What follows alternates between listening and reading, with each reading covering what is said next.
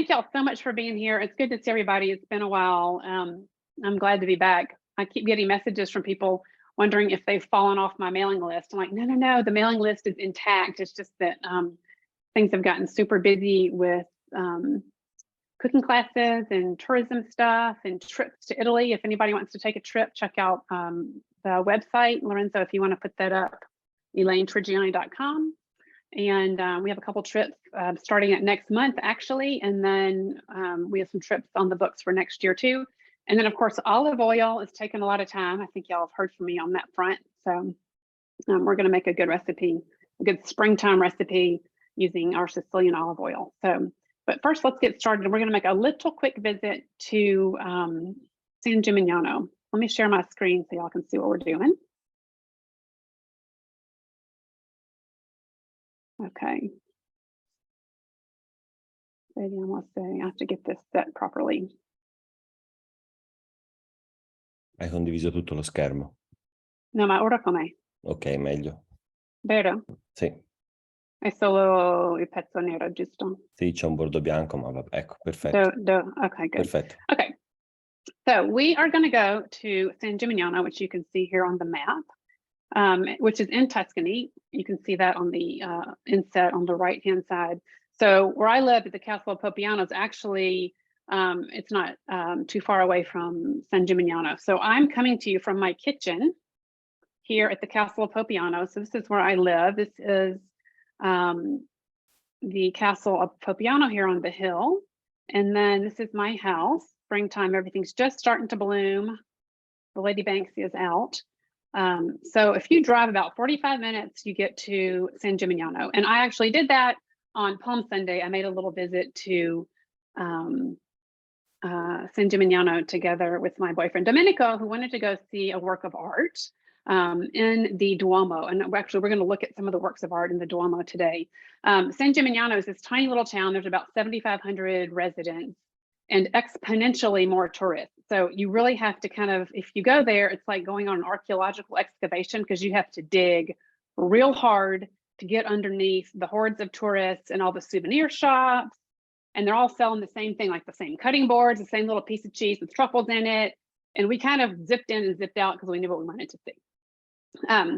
So it is a cute town, but it's kind of, tourism hasn't been managed very well. And I think a lot of y'all have probably been there and probably dealt with that. So again, as long as you kind of have a goal, you can get in and out of there.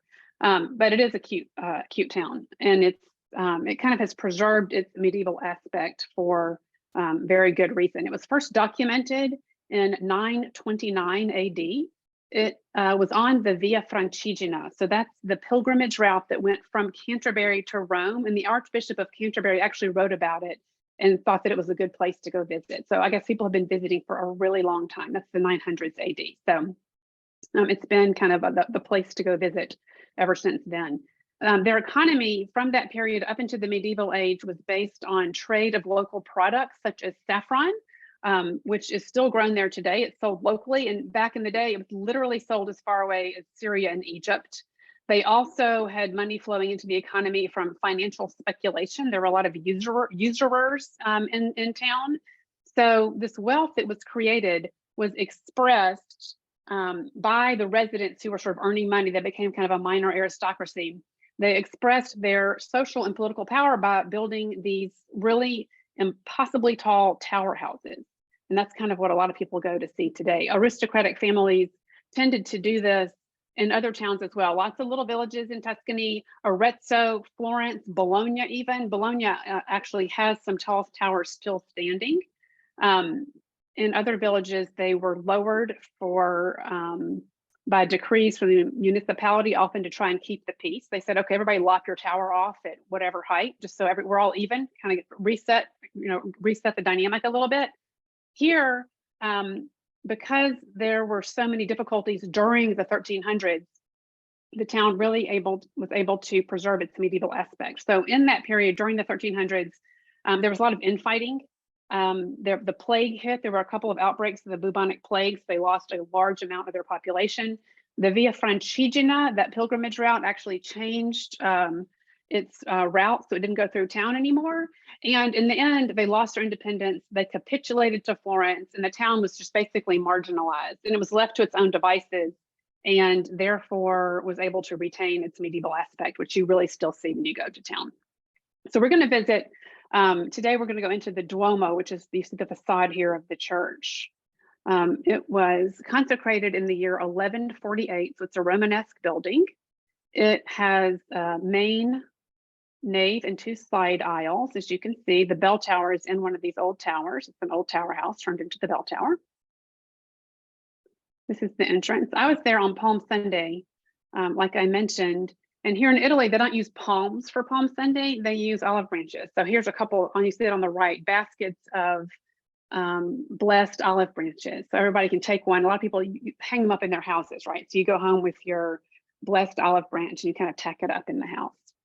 So that's what was going on the entrance to the church. And then when you walk in, this is the aspect of the interior. Again, you can see I'm standing inside of the first aisle, and then here's the main nave and another side aisle. It is painted floor to ceiling, and there are lots of works of art in here. And I think I mentioned we're experimenting with a new format today. And instead of looking at every work of art and going super in depth on all these artists, we are going to concentrate on one monument. So I'll show you briefly what's going on the left and right hand walls, and then we're going to concentrate on a monument that is dedicated to kind of their local hero or local saint who is from San Gimignano. So as you can see here, the walls on the left and right going down towards this is called the controfacciata, are covered with frescoes, and they represent scenes from the New and Old Testament. And I'm showing you the New Testament series first because it was actually painted first. So these were painted in 1340, around 1340. We're actually not totally sure who painted them. We think perhaps an artist called Lippo Memmi. In any event, it was somebody from the circle of Simone Martini, who was the main proponent of Sienese painting in this period. And this is an extremely involved fresco cycle. There would have been lots of hands working here. So a workshop would have come in, and the main master probably worked with somebody in the church to figure out what scenes were going to go where. The head guy might have laid them out, and then his workshop team came in to actually finish each composition. The way that this is laid out, so we're looking at scenes from the New Testament. This covers the entire wall of the church. So you have these kind of arches, one after another, each of which has various scenes in it. So there's 3 registers. The top register is, in this case, there's a lunette, and you can kind of make out that there is an annunciation to the Virgin up there. The angel Gabriel has come down to tell Mary she's pregnant with the Son of God, and she's probably going like that. Second register is read from left to right. And you're seeing, for example, here, this is Christ's entrance into Jerusalem, which of course happened on Palm Sunday. Remember, Christ is riding a donkey, a poor man with his poor followers on, kind of the animal, the workhorse animal, and he's welcomed into Jerusalem. The people welcomed him as if he were a king, laying down the cloak so that his donkey could sort of like rolling out the red carpet as he approached Jerusalem. And then on the lower register, these are actually read from right to left. So as you walk up and down the hallway, the aisle of the church, it's literally like you're being taught Bible stories. And the church was, in fact, painted in this fashion to teach the parishioners who were illiterate. So they couldn't read the Bible. So these stories were done in this fashion, literally, so that everybody could have an understanding of all the Bible stories. And they chose to do it in this way, with each scene in its own little composition. And it's kind of like a slideshow, right? It's like, you're just seeing the images of these different Bible stories kind of crossing before your eyes. So again, this is a Sienese painter. The Sienese painters tended to remain very faithful to conservative Gothic pictorial ideals. The figures are quite graceful. The compositions are very decorative. There's lots of kind of nice color moving your eye around. You can see here kind of these greens and pinks. for example, the Florentines were already moving into a different style, and we'll see that in the last work that we're going to look at. But the walls here were painted by the Sienese masters, so they have that more kind of decorative type of composition. Here you're seeing Judas, who is accepting the blood money, so he's going to turn Christ in. Here's Judas literally in the moment of taking the blood money, and they're this kind of cabal of sinister men. And you can see how if you can see their faces, they're literally kind of depicted as kind of boorish, sinister criminal type.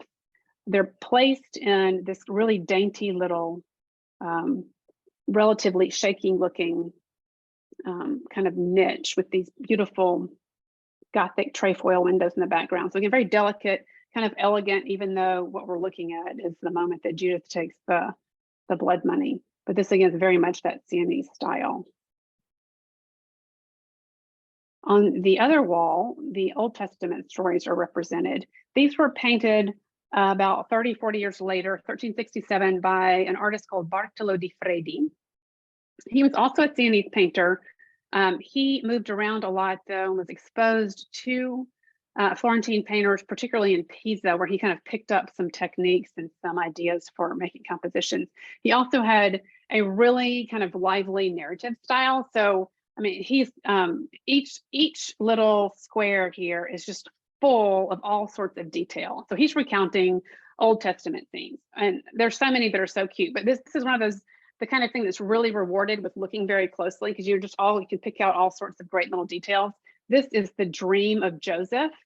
And I don't think I've made a highlight of it, but you can actually see Joseph in his bedroom, which at this point, again, we've got an artist who's painting about 60 years later. He's had contact with Florentines. Notice the arches here are the Roman arches. So he's trying to place this guy in kind of a cross-vaulted niche, Roman arches. He's not using the little pointy Gothic trefoil, and the kind of everyday detail is great. So Joseph is laying under his little plaid coverlet, which I think is just, they really had plaid in 1360. I mean, I guess so. So what I chose to highlight here, though, is a scene from the stories of Job.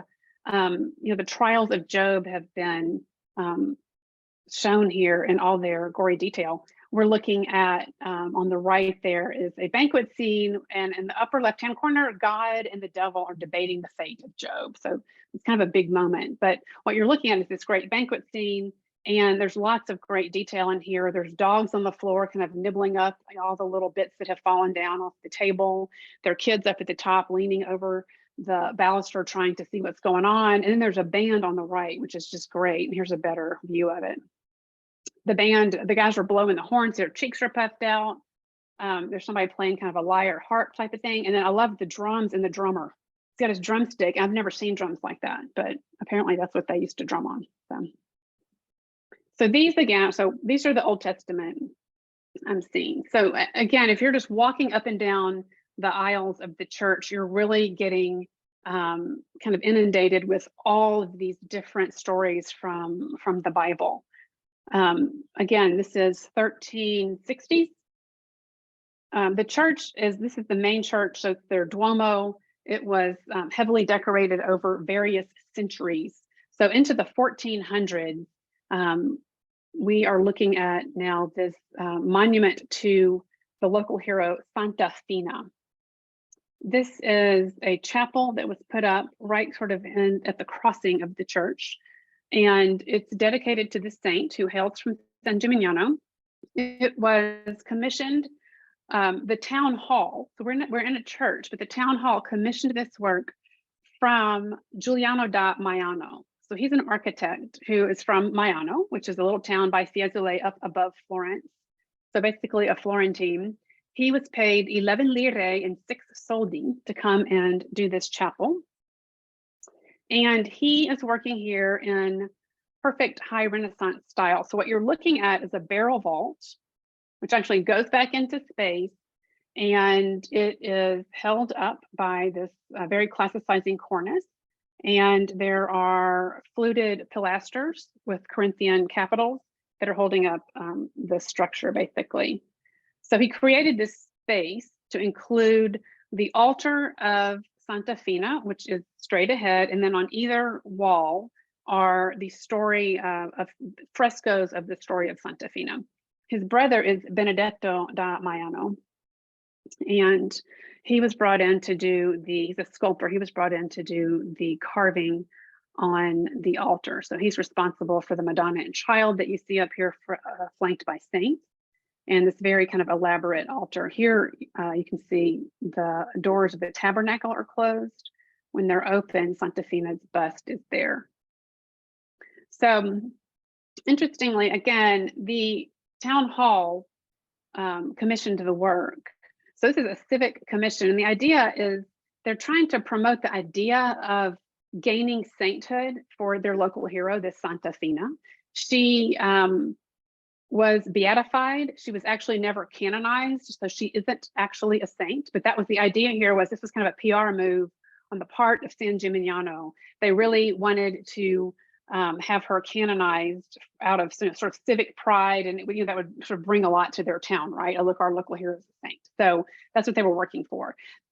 So the town hall paid for the works, but it was supervised by the religious authorities on site at the church.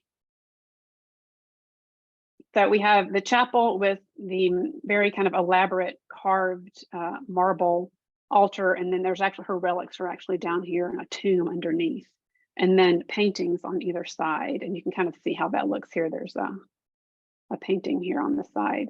The story of her life then is illustrated in frescoes there on the side walls of the chapel, and it was done by Domenico Ghirlandaio. Domenico Ghirlandaio is a painter working in Florence. He was here in the 1470s, late 1470s, working here in the chapel of Santa Fina. He was a relatively young painter. He had made a trip to Rome, so he's here now working after a trip to Rome, I think literally the next year after this trip to Rome. This is his first big commission. So this is interesting because we can sort of see how he's working to develop what becomes his mature style. And he is known as a genius of fresco painting. He became the head of what was the most important workshop in Florence. And there are works of art by Domenico Ghirlandaio and his workshop throughout Florence and the provinces. He employed a large number of artists, and he brought in a large number of apprentices as well, including Michelangelo. So Michelangelo, at age 13, cycled through the workshop of Domenico Ghirlandaio. So he has been tasked with illustrating scenes from the life of Santa Fina.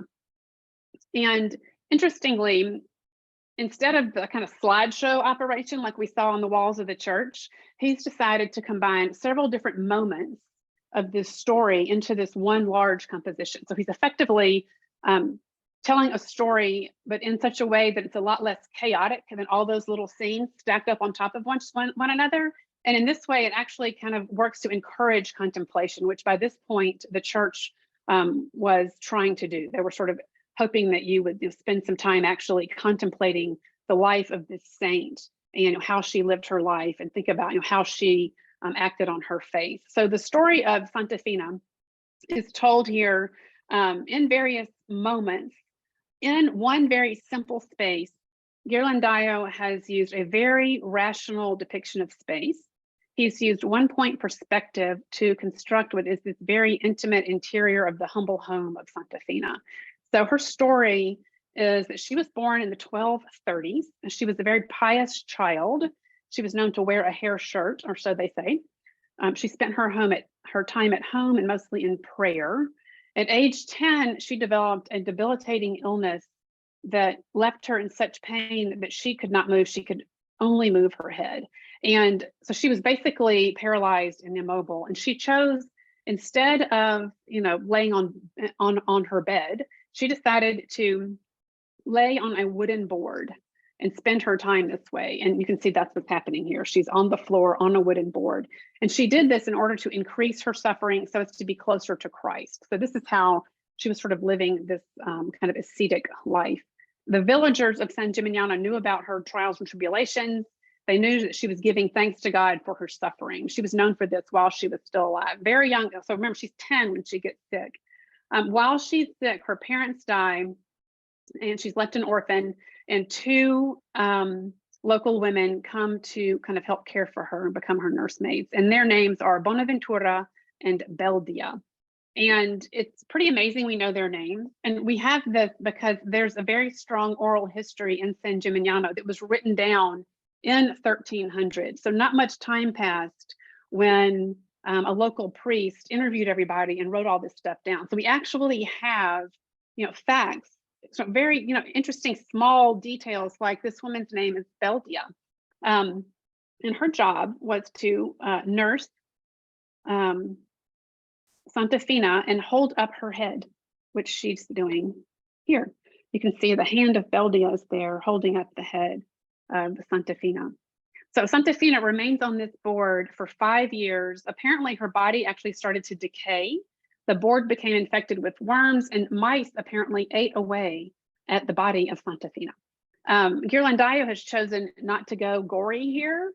He has alluded to this by depicting there's a mouse here under this bench in the shadows, and another mouse here under the board. So again, this is part of this oral history, which seems really weird. Something must have happened with the mouse, because otherwise they wouldn't bother. And then interestingly, other people use this imagery. This is an anonymous painting from 1320. It's in the same church. If you look up, which I just happened to do, this is not a famous paint, it's not one of the big famous things you go there to see. I just looked up, and you can see how sort of busy all of that geometric detail is in all of those spaces in the upper reaches of the church. And then in that lunette is another vision, another image of Saint Fina laying on the board. The mice are closing in, and Beldia is there with her hand under her. You think Beldia would be swatting those mice away. So something happened with the mice, but it can't possibly be as bad as they're thinking it is.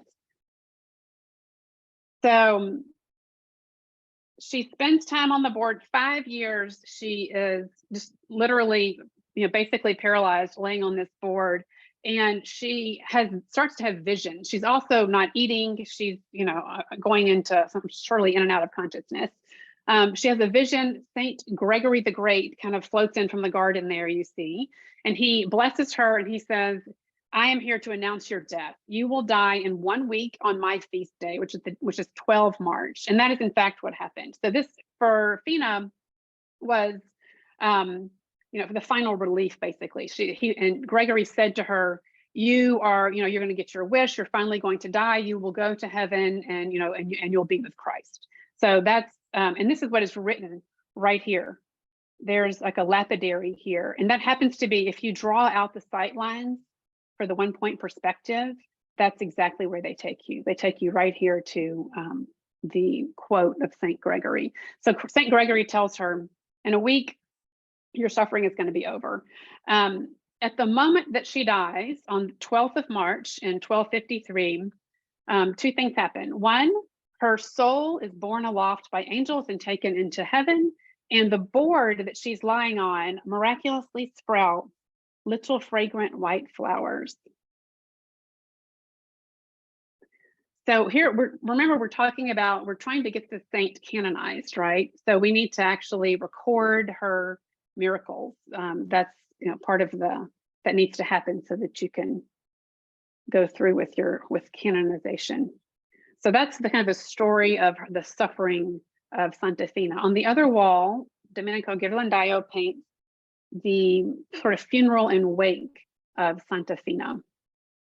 He's done it in the same way. It's one single scene, as opposed to all the little tiny scenes. He's combined several things here into one composition. He has shown the recumbent saint equally in both compositions, so they're kind of very harmoniously mirror each other.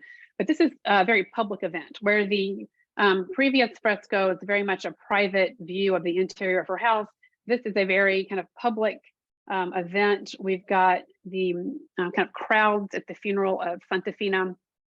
It's being held in the apse of a church. Remember, Ghirlandaio has just come back from Rome, and you can see he's just constructed this very monumental classicizing apse of this church with the Corinthian columns and the very elaborate cornice and whatnot. So we see the interior of this apse, and then on either side, you actually get an exterior view, and clearly we're in San Gimignano, right? So all this that happened, it happened in San Gimignano, and you know that because you can see all those towers, and those towers would have been easily identified back to specific families for sure. So let's take a little bit of a closer look. Zoom into the center of the painting here. So Santa Fina is now at rest. Her eyes are closed. She's wearing a halo. She's not a saint, but they've given her a halo, which is interesting. I'm not sure how the Vatican felt about that when they came to check all this out. But again, Domenico Ghirlandaio is painting this. He certainly is in charge of kind of creating the composition, but there are church authorities who are saying things like, we need to get a couple of miracles in here.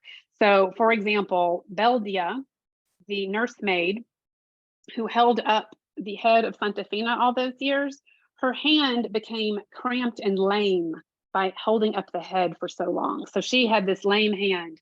As while Fina's laying on her bier, Beldia slides her hand in between the hands of the dead saint, and her hand miraculously is restored to full function.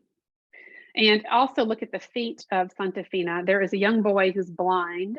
He touches his face to her feet and his sight is restored. This is just two of various miracles that were attributed to the saint, many of them healing people in the town who were ill. And again, this is all stuff that has been handed down, very specifically in this oral history, and then took part in kind of trying to help with her canonization.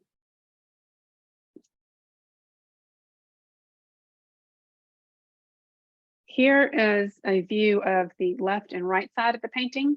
And you're seeing the groups of people who are present at the funeral. And on the left, you can see a group of clergy. And they're very specific portraits. We do not know today who these people represent. The guy in the white mitre is certainly the Bishop of San Gimignano who's conducting the rites.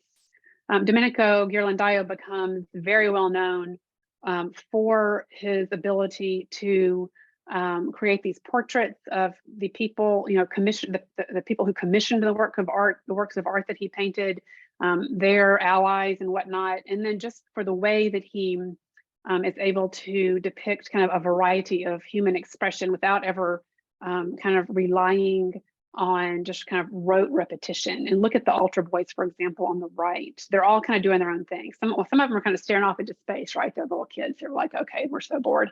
Some of them are very intent on their job. They're all just kind of, they'll have their own kind of individual thing going on. And then the three men on the right, the far right, are certainly members of the city council who are responsible for the commissioning of the painting. They may have even been the guys who actually put up the money for this. Again, we don't know who they are, but interestingly, they each have a tower behind their head. Like, you're supposed to avoid that when you take a picture, they have that tower coming out of their head. But most likely that's identifying these people. I mean, back in the day, they would have known just by looking at the tower what family these guys belonged to. That's been lost to us. Lots of very specific detail has not been lost to us, but that little bit has. And there's two more miracles here. Look on the left, there's a little angel who is flying up to the bell tower of a church. So when Santa Fina died, the flowers sprouted on the wooden board that she had been lying on. And miraculously, the church bells started to ring and nobody's pulling the ropes. The church bells start to ring in town at the moment of her death. And it wasn't we know that. We also know, though, that it was not the death knell. And I don't know if you've ever heard a church bell, preparing for a funeral, dong, dong. It wasn't that at all. It was more like Easter Sunday, ding, ding, ding, ding, ding, ding, ding, when all of the bells are going off. And it's like, it's sort of the more kind of joyous type of bell ringing. And that's what happened miraculously the moment that Santa Fina died. So Ghirlandaio is alluding to that by showing an angel, because it was the angel who was ringing the bells, right? It wasn't the sacristan who was down there pulling the ropes. And then on the right, you can see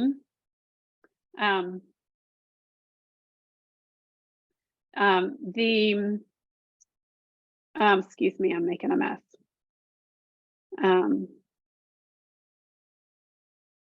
Top of this tower has sprouted these little yellow flowers. And that happens every year in March in San Gimignano. They're called viole di Santa Fina. These little viole, these flowers sprout, and they sprout on the walls of the towers themselves. And here you can see that. And it makes the news, right? Oh, that they bloomed again this year. Like it's the miracle that never stops.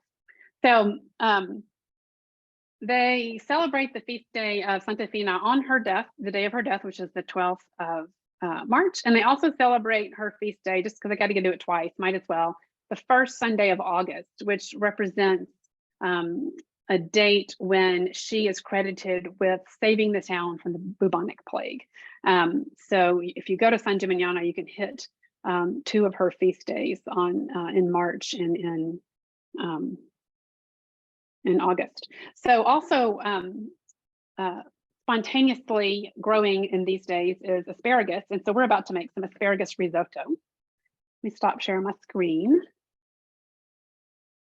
Okay, so Lorenzo, io devo fare così, giusto? Abbassare? Ok, va bene. Okay, good. So we are going to make risotto with asparagus. And the first step in making risotto is toasting the rice, which I've actually done just to get kind of a start. A little bit of a head start. And you can see just rice.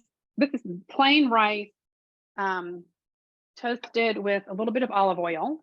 And I'm going to add a little bit more because it soaks it up. And I mentioned in the beginning, I think most of y'all know that I make olive oil. I'm using the oil that is called La Storia. It is a Sicilian olive oil. And it really is fruity and lightly spicy and goes really well with these spring flavors. So I'm using this today with the asparagus risotto. And I'm also making a baked ricotta, which will come out of the oven in a few minutes. So those flavors are really highlighted well by the Sicilian oil. So I'm just toasting the rice. And when you make risotto, first of all, you want to choose a rice that has a very small grain. Let's see if you can see that. It's not a long grain rice. It's a really short grain rice. And this is one that's called Vialone Nano. Lorenzo might put that into the chat. It's my favorite one because it tends to get really creamy, but you can also use arborio or carnaroli or any other version of a short grain rice. We use these because they cook relatively slowly. They absorb a lot of liquid and they release a lot of starch. So that's how you end up with that nice creamy consistency when your risotto is cooked. So I've toasted the rice for a couple of minutes just with some olive oil. That actually helps it release its starch even more slowly. I'm going to do kind of a particular procedure here with the asparagus because I want them to stay. I want to keep the nice fresh asparagus flavor. If I were using, for example, rosemary and sausage or something, I would have already cooked the sausage in here and I would probably add some garlic. I'm going to do that in a different way though, because I'm trying to maintain the really fresh spring flavors. So I've toasted the rice and then I'm going to just add liquid very slowly, kind of a ladleful at a time. And the first go round is, in this instance, I'm going to add some white wine. And this just gives kind of another layer of flavor to the risotto. What kind of wine? It's a white wine, also from Sicily, by the way. And I chose it because I thought it would go good with the asparagus. You prefer a dry wine or a floral wine? This is dry, but it's pretty fruity. This is a Cattarato from Sicily by Baracco. And if y'all come on a Sicily trip with me, we can go there and visit. He has great vineyards that are literally right on the ocean, right on the sea, right on the Mediterranean. Lovely. So as soon as the alcohol burns off, and you can kind of smell that, I'm going to start adding a little bit of broth. And I made a vegetable broth. And I actually used the ends of the asparagus. And I'll show you in a minute. So I just used a little bit of fresh new onion, carrot, celery, and the hard ends of the asparagus that you don't eat, the part that you bust off, I made the broth with that. So there's some good asparagus flavor in the broth as well.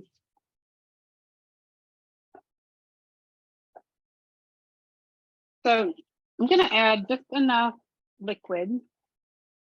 It's going to cover the rice. It's on pretty high heat. You can hear it bubbling, kind of sizzling.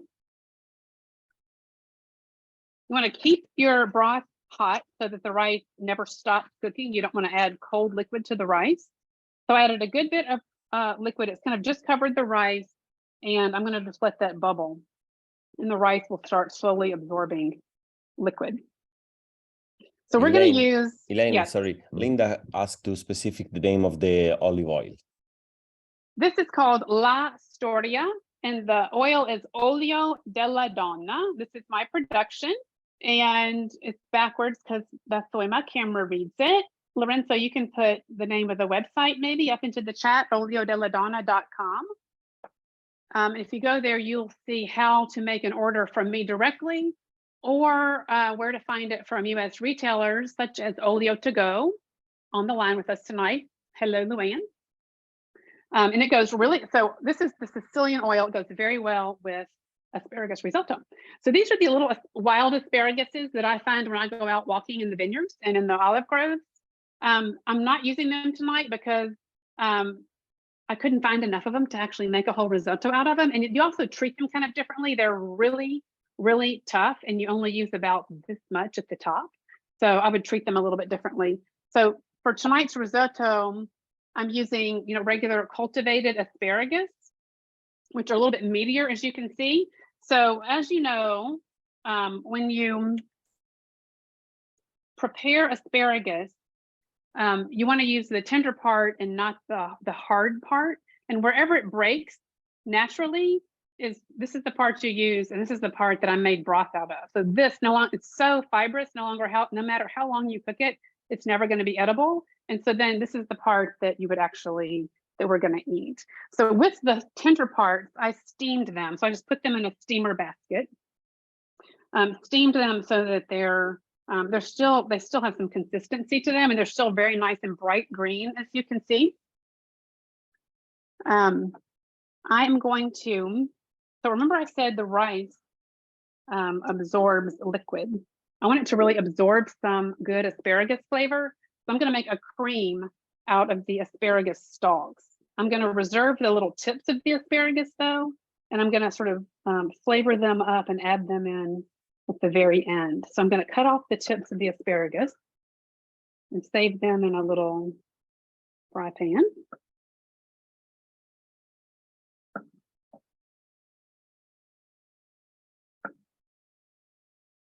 So you really can't do this with those wild asparagus. They're just too woody.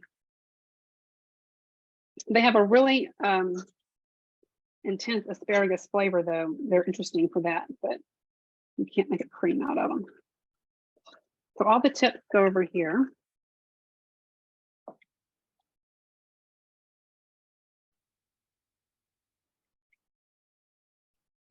So the rice had absorbed almost all the liquid. Elaine, to toast the rice, you don't use onion. It's why it's because you don't like it, or with the asparagus doesn't work very. The taste with onion and asparagus doesn't work. I do use onion sometimes if I'm making a certain kind of risotto. Depends on the risotto that I'm making. I would use garlic with asparagus as opposed to onion. And I'm going to use garlic, but I'm not gonna cook it the entire time. It changes flavor. I'm really trying to preserve the really nice, bright springtime flavors. And I'm doing that with the asparagus by adding it in late. I'm not adding it in now. When you cook an asparagus for a long time, it turns gray. I'm trying to avoid that. I want it to stay nice and bright green. And that also preserves that nice bright flavor. And I'm going to use, instead of regular garlic or onion, I'm using green garlic. This is fresh garlic. You could also use a scallion here if you wanted to, or maybe even a shallot. I have this now. This is a very short season. I can find green garlic for sort of 2 or 3 weeks out of the year, and I love it. So I use it whenever I can, and it goes really well with these really nice fresh spring flavors. So I've taken up these are just the stalks, the steamed nice stalks of the asparagus. I'm going to add a little bit of my asparagus broth. I'm going to make a cream with an immersion blender.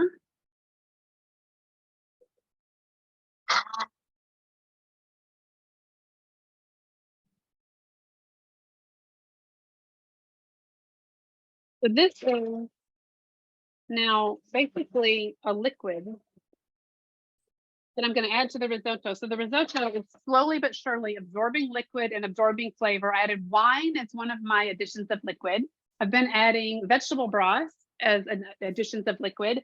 And as it cooks further, I'm going to actually add this as another addition of liquid. So the rice is going to absorb that much more, that much asparagus flavor. And hopefully it's not going to turn that awful gray color, right? So I'm not putting it in at the beginning because I think it'll just overcook. So I'm going to wait and put this in sort of at the halfway point or just after the halfway point, so that the asparagus itself does not get overcooked.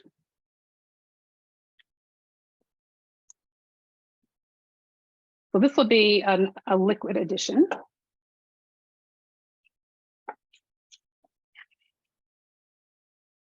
And then with the tips of the asparagus, I'm going to stir them in at the very end. And I'm going to flavor them up with the green garlic and saute them with the green garlic in olive oil. And I'm going to use about half of this. You kind of use it as if it were a leek. So, I mean, it's good. It's good up to about here where that first leaf starts to branch off.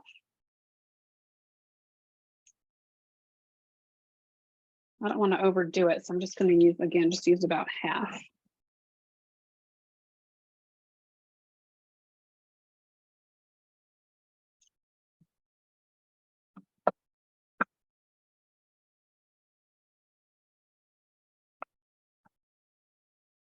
You can kind of cut it as if it were a leek too. It doesn't have to be finely minced as if it were smashed or whatever.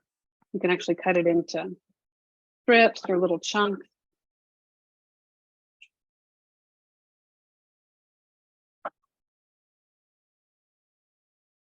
And then I'm going to saute with some of the olive oil. Elaine, sposta il barattolo dell'emulsione di asparagi. Oh, grazie. Vediamo. Grazie. Okay. Sorry, I was covering up my visual.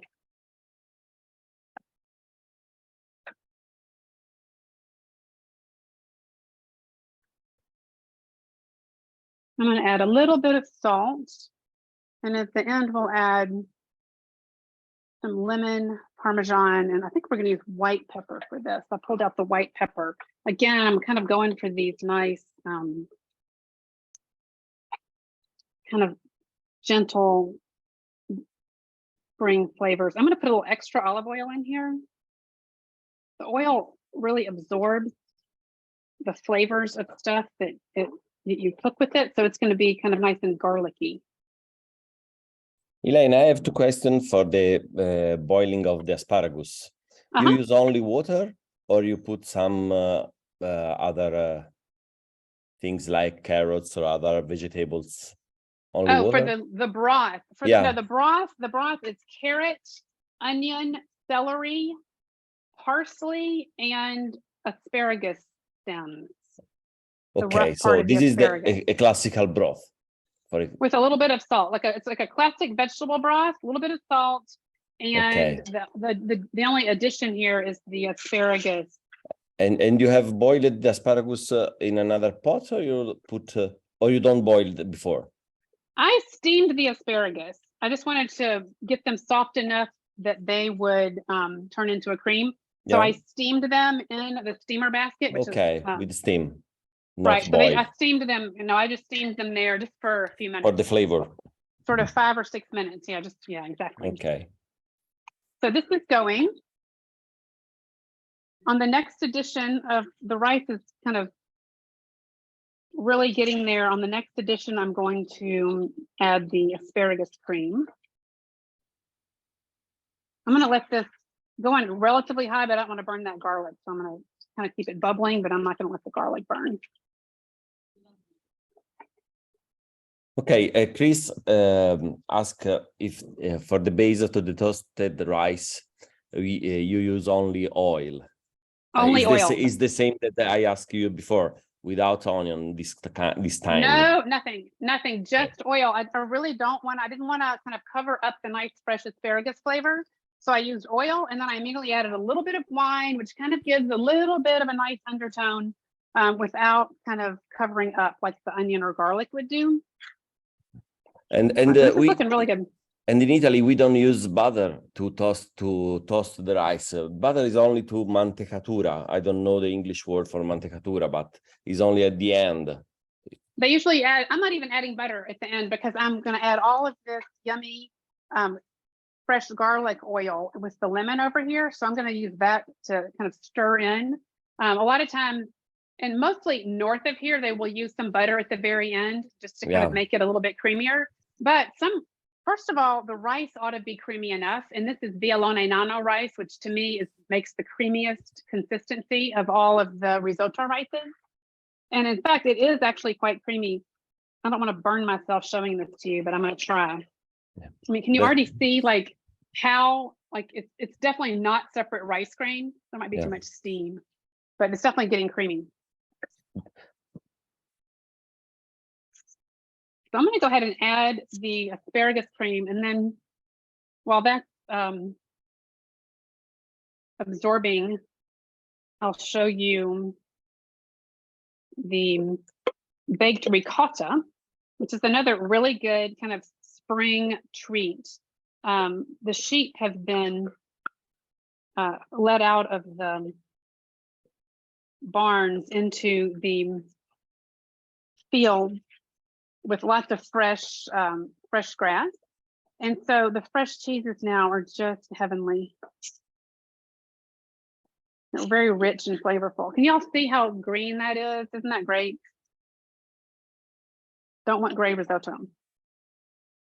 Okay, so I'm just gonna let the rice now absorb this on super low heat.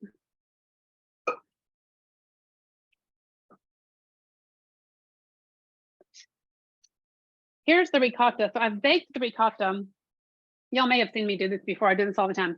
The ricotta is a little baby form of ricotta, and I baked it on top of lemon leaves so that it kind of turns into kind of a custardy consistency, and it just perfumed with lemon. So I'm gonna transfer that to a little serving platter. And I'm actually going to a dinner this evening, and I'm going to bring this as the appetizer. So it slides right off on its lemon leaf. And I'm going to just kind of dress it with black pepper. You could use hot pepper if you wanted. I'm going to use black pepper tonight. And oregano. Lots of oregano.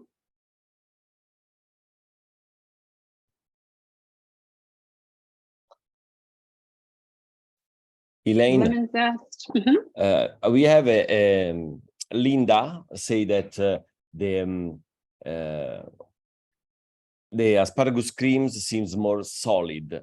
This is very good thing to say, that it's better to don't put a lot of broth or a lot of liquid part in the risotto, because it's best to add other broth more and more, not all in one solution, because you cannot control the cooking time for risotto if there's more liquid.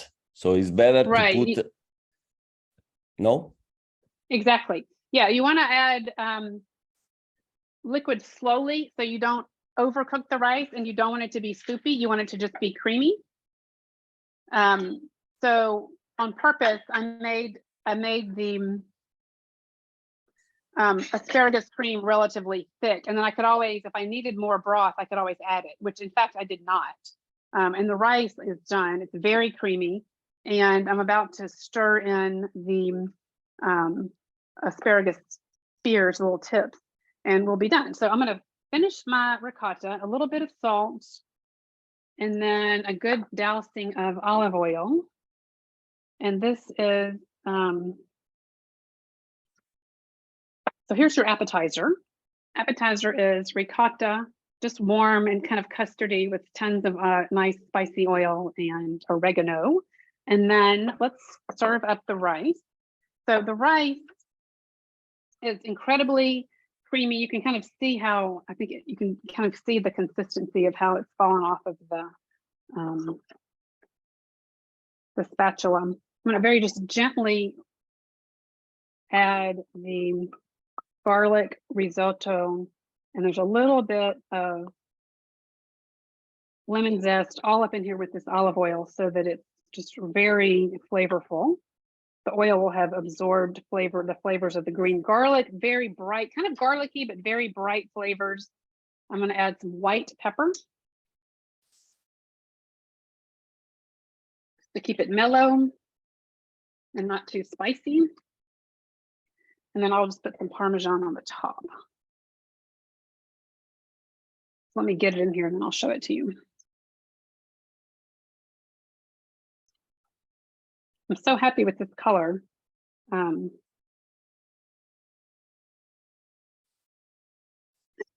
beautiful green.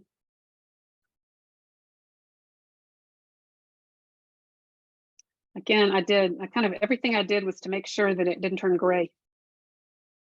And then of course it retains that nice, great, fresh asparagus flavor. Isn't that pretty and springy? So there we go. Appetizer, first course. If y'all have any more questions? Yeah, a lot of. So. Oh, good. Okay, tell me. Jean asked, is anything added to the ricotta? Like eggs or other? No, it's not cream. No, the ricotta just came out of, I'll show you, it's a little cestino. I bought the ricotta from the cheesemaker and it came in one of these and I just dumped it out. So it's just plain ricotta. Yeah. Turned over on top of the lemon leaf. And you can use other herbs instead of oregano. Marlene, say you can put rosemary, for example. Why not? You can use, you can use anything. Yeah, absolutely. Rosemary I went with oregano because I was for kind example. of thinking of the southern, I was thinking of the southern, the Sicilian flavors. So I went with the oregano, but you could use basil, hot pepper. You can use anything you have in the garden, marjoram, thyme, all of that. No, it'll all be very good. And Michael say, when you don't have the green garlic, what do you use instead? You can use regular garlic. I would just, again, I would do it the way I did it, which is saute it slowly with the little tips of the asparagus. The garlic, once it's cooked for a very long time, it just kind of changes flavor. It's not quite as bright. And what we were going for here was bright. So I was just trying to maintain the brightness. So I didn't cook it too long. So you can use regular garlic. You might just smash a clove and then put it in there with the olive oil and the asparagus tips. Okay. Are we Linda say you just warmed the ricotta in the oven or not? No. I put it in the oven. The ricotta was in the oven. It was in the oven for kind of 35 minutes on 350. So and I'll send you the recipe for that tomorrow. Yeah, no, it baked. I'm sorry, I didn't make that very clear. It came out of the oven. It was in the oven for 35 minutes at 350, and it just kind of solidifies a little bit. It turns into kind of a custardy consistency. Yeah. I'll show you a piece. Hang on, let me get it here. I'll show you. I'll cut it. Could you cut?